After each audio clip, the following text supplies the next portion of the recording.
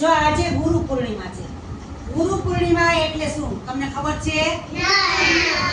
જો હું તમને બતાવું છું. ગુરુ પૂર્ણિમા એટલે ગુરુ આપણને અંધકારથી પ્રકાશ તરફ લઈ જાય એને ગુરુ પૂર્ણિમા કહેવાય. આપણે ગુરુ પૂર્ણિમા શા માટે મનાવીએ છીએ? તો કે ગુરુ પૂર્ણિમા એક પવિત્ર દિવસ છે. શું છે?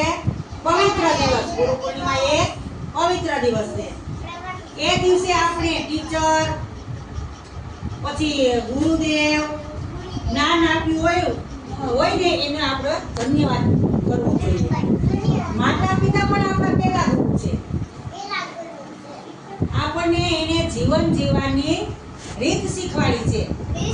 હા, આપણા ટીચર આપણને ખાલી ભણાવતા જ નથી, એ આપણને સારા સંસ્કારો, અનુશાસન અને સારા નિર્ણય લેવાનો પણ શીખવાડે છે.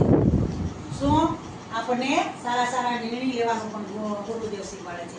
એટલે એને ગુરુ આપણને અંધકારથી પ્રકાશ તરફ લઈ જાય એને ગુરુ પૂર્ણિમા કહેવાય. શું કહેવાય? ગુરુ પૂર્ણિમા.